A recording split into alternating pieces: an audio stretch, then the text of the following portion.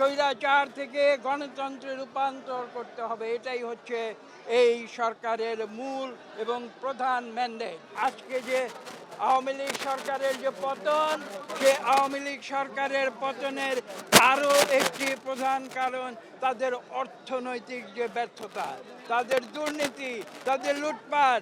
তারা লক্ষ কোটি টাকা এদেশ থেকে পাচার করে বিদেশে নিয়ে গিয়েছিল। এই সমস্ত বিষয়ে বিদেশে যারা বাঙালি রয়েছে তাদের যে অবদান, সে অবদানের স্বীকৃতি হিসেবেও আজকে আমরা এখানে এসেছি। যে বক্তব্য দীর্ঘ করতে চাই না, সর্বশেষ যে বিষয়টি নিয়ে প্রশ্ন করেছেন, আজকে আমরা এই যে ইন্টারিম গভর্নমেন্ট, অন্তর্বর্তীকালীন সরকার, তাদেরকে আমরা ধন্যবাদ জানাই। তারা একটি ভালো ব্যবস্থা নিয়েছে, একটি নির্বাচন কমিশন তারা প্রতিষ্ঠা করেছে। আমি বিশ্বাস করব এই নির্বাচন কমিশন তাদের সবচেয়ে গুরুত্বপূর্ণ সংস্কার পৃথিবীতে হাজার হাজার হতে পারে। পৃথিবীর আদিমকাল থেকে পৃথিবীতে মানব সভ্যতা সংস্কারের মাধ্যমে উন্নত থেকে উন্নততর হয়েছে। কাজে সংস্কার একটি চলমান প্রক্রিয়া, এটা কোনো দিন থেমে থাকে না।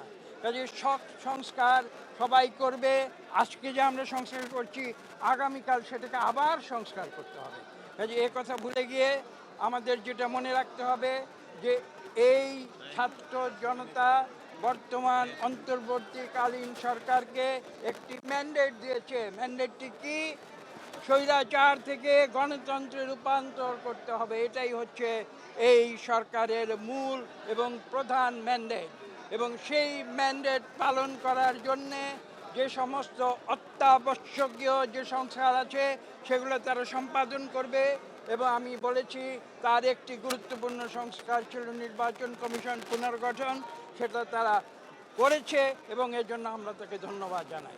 আমরা এটাও বলেছি যে এই সরকারের সঙ্গে আমরা সর্বভাবে সহযোগিতা করছি, কিন্তু এই সরকারকে অহেতুক কোনো বিলম্ব করলে হবে না।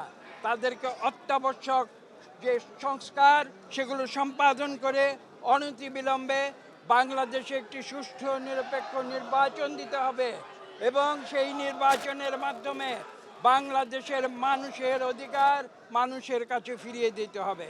এটা শুধু মানুষের ভোটের অধিকার নয়, এটা মানুষের কথা বলার অধিকার, এটা মানুষের বেঁচে থাকার অধিকার।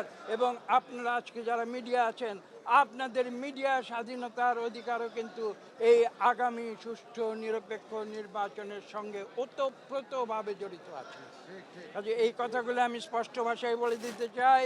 আমরা আশা করি এই সরকার অনতিবিলম্বে একটি সুষ্ঠু নির্বাচন দেবে, যে নির্বাচনের মাধ্যমে সত্যিকার জনপ্রতিনিধিদের যে একটা পার্লামেন্ট গঠিত হবে এবং সেই পার্লামেন্ট একটি জনগণের সরকার গঠন করবে। বিএনপি ক্ষমতার জন্য রাজনীতি করে না, আমরা জনগণের সেবা করার জন্য রাজনীতি করি।